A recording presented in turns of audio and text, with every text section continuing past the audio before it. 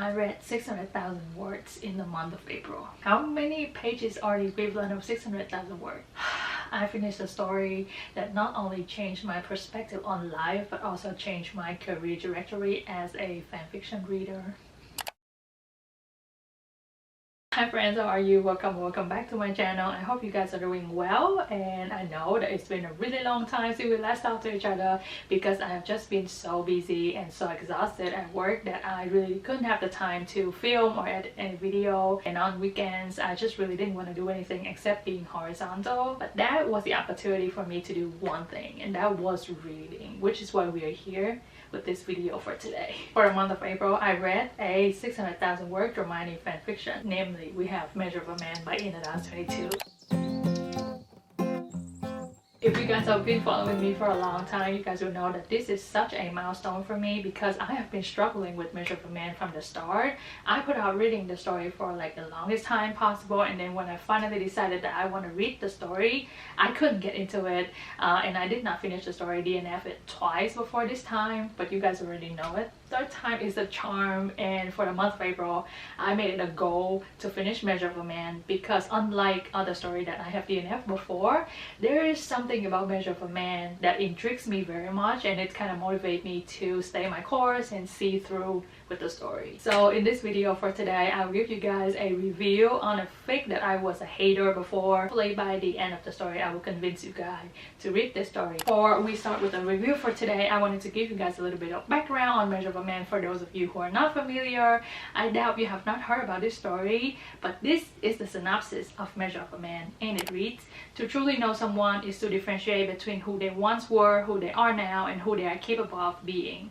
Hermione realizes the duality of one man as she rectifies what she knows of the past and begins to understand the pieces of who Draco Malfoy is now: a father, a son, and a man. The story is set 13 years after the final battle at Hogwarts, so Draco and Hermione are in their 30s in this story. For the purpose of giving you guys a little bit more details and in the effort of convincing you to read this story, I will expedite this part and review to you the information that was presented to us by the author in the first chapter. So if you guys do not want to know anything about this story and you guys want to go into this story blind, please go ahead and skip over this part, okay?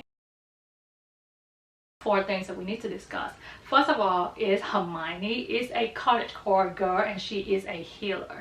She lives by herself in a house in the middle of nowhere with her garden, her greenhouse, her chickens, and just her love for plants and gardening as a whole. Story open up for us when she is faced with a request from her boss, who is Theodore Knott and who is the owner and the operator of Saint Mungo. He has asked her to take on a client, a very secret client that she doesn't really know any details on. She only have their file and that's it. There's no name, no detail, no faces to this patient. The second thing that we know is 13 years after the final battle, the Death Eaters are still running rampage with the Wizarding War.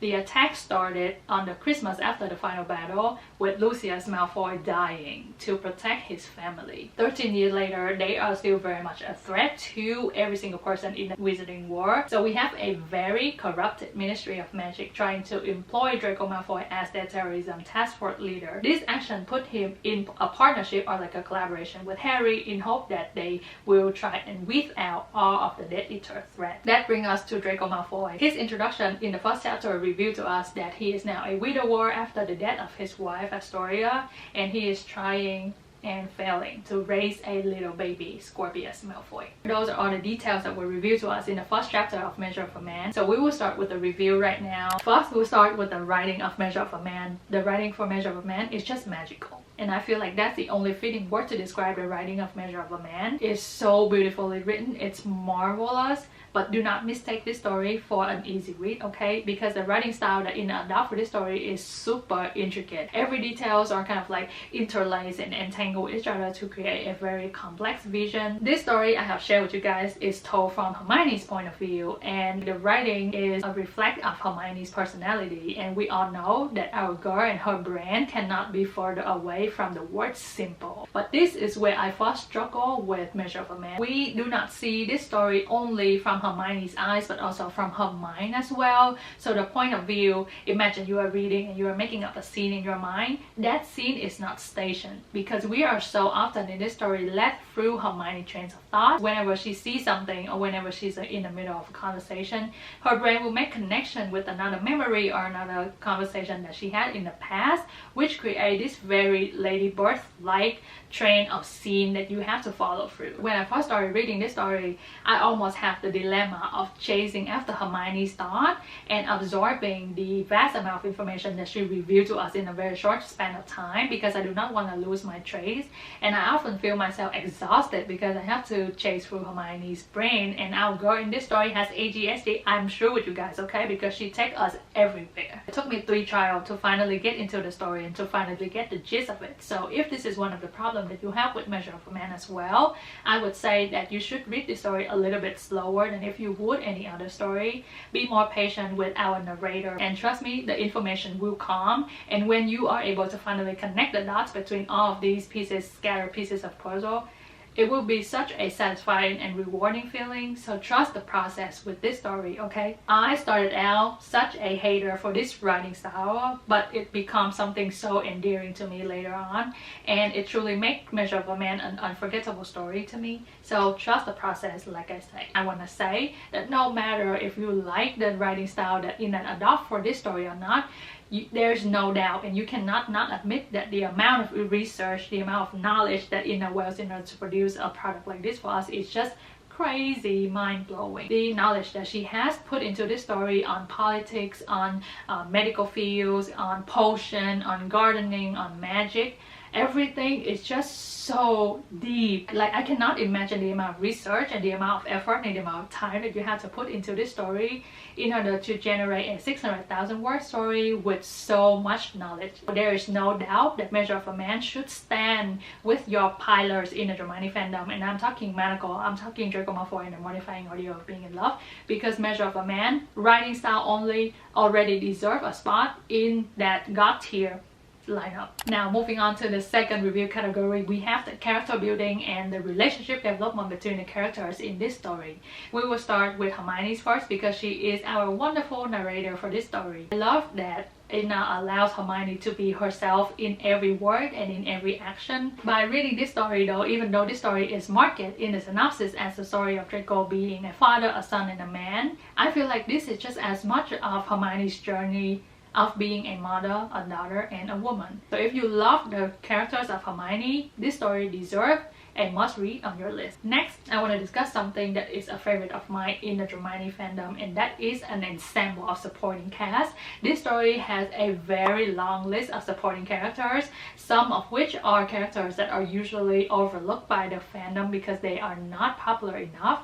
And I'm talking Susan Bones, Cho Chang, Goyle, make them so adorable and so endearing to us. Hats off to Ina for that. The next point I want to make on the character building that Ina used in this story is also one of the things that changed my mind about Measure of a Man. Every single characters in this story are just built in such a humane way. Every single character in this story has their own story and will their own secret, and that is why I also love to see this story from Hermione's point of view, because she observes and she has such a method of dissecting each and every characters to lay them out for us bare. The sense of community in this story is very important. It's very emphasized. Every single character in here are built with such intricacy and such attention to details. This also say a lot about me actually, because you guys know that usually I just want the meat and the potato of it. I just want to see Draco and Hermione and nobody else. But in this story though, my favorite relationship development, spoiler alert, is not between Draco and Hermione. I just love the relationship development between Draco, Hermione, and Narcissa and Scorpius, and of course we cannot leave out Albus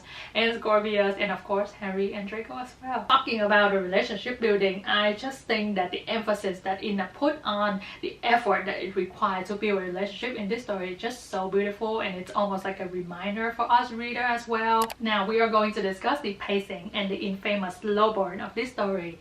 Every single person, if you ask them about Measure of a Man, and if they have read it, they will probably label this story as a slow burn story. This story, per the author's work in the author note before the story even started, that this story will be a fast timeline but slow build story, and the authors includes timestamp throughout the story in order to demonstrate this point to us. But my dumbass didn't read no other notes before I read the story. But to me, the story is not slow burn. It is slow in the terms that Hermione just flip and switch and stretch and look, overanalyze, overthink every single problem when it comes to the matter of the heart. Now in our word and in our marketing strategy, we know that Hermione is not a reliable character in this story.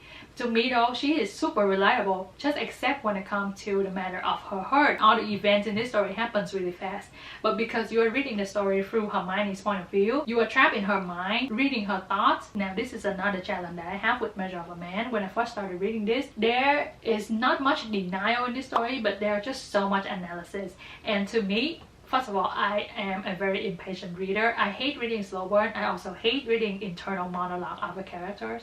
And Hermione is a combination of those in this story. But so just like this story progress, her character growth also progress as well. So another time I would say, please be patient with Hermione in this story. I feel like the type of love that Draco and Hermione share in this story is a very grow old with me type of love, very your grandpa and grandma type of love. And if your love language is acts of service, it's just a galore for you, because you will be satisfied with the act of service that they display for each other in this story. Now that we are through with all the technical review of Measure of a Man, I just want to spill my gut to you guys about this story, okay? This story is very reflective, and I never thought that I would use the word reflective to describe a dramione fanfiction before. It gives me so much to think about when it comes to human beings and our needs for connection, but also relationship building and the effort and the times that you have to commit in order to build a relationship with someone, not just with your partner, but also with your friendship and with your family. Story as a theme discuss interpersonal connection and relationship in such a real but also very romanticized way. It's almost in a sense inspire you to apply the same methods in your life as well, as if it paint a vision for you, something that you should go towards. This story is just such an eye-opening opportunity for me, because Measure of a Man is everything that I dislike in a Dramione story. Measure of a Man will be a gateway for me to try new things with Hermione, and I know that I should have done this yesterday. Now that I know what I can tap in, if I had been more open-minded, if I had been more patient with others, if I had have more trust in the process, and it will always have a special place in my heart because of what it has done to my perspective on life and to my perspective on being a Dramione fanfiction reader. And I know it's not that deep, but it is that deep, okay? If you are here and you want to read Measure of a Man, you guys have already have all the information that you need to start this story. You guys have already know all of my struggle. Maybe you will see yourself in my struggle as well. Maybe you would just hit it up running with Measure of a Man. I don't know. But if you decided to give Measure of a Man a go, please come back here and let me know what you think and if you agree with any point I have made. Now, if you are still here with me today and you have no intention of starting Measure of a Man at all, that's fine. I love that you are here with me today, even though you have no intention of reading the story. 600,000 words is a lot to commit your time and your effort to, and like I have shared, I read this story solely for a month in the month of April, and I read a lot because I didn't do anything else. I just lay down and read. So I know that this is something that you almost have to invest in, just as Hermione have to invest in her effort and in her time to cultivate new relationship with new people, and it's almost as parallel with her love for gardening to me as well. So this story is just so it's very metaphorical, it's so beautiful, it's so intricate, and it's very eye-opening to me. And if you are in Inadaze and you are watching this video right now, I just want to send you a big thank you for giving us this masterpiece. The amount of work and the effort that you put into this story is shown through every single word and in every single details in this story. For something that I didn't have to pay for, I got so many lessons and I got so many expensive luxury things out of it. So I just want to say thank you for doing that for the community. And if I ever get to see you in person, I don't know how, but I would love to just buy you a coffee, send you most virtual hugs in case it's possible, because of what you have done to me. And that is Measure of a Man, you guys. I hope you guys have a good time hanging out with me. I know I'm not unhinged like I am with Draco Malfoy and the mortifying ordeal of being in love, but that is also a reflect of Measure of a Man as a fiction as well. It's steady, but it's gonna hit hard. Bye!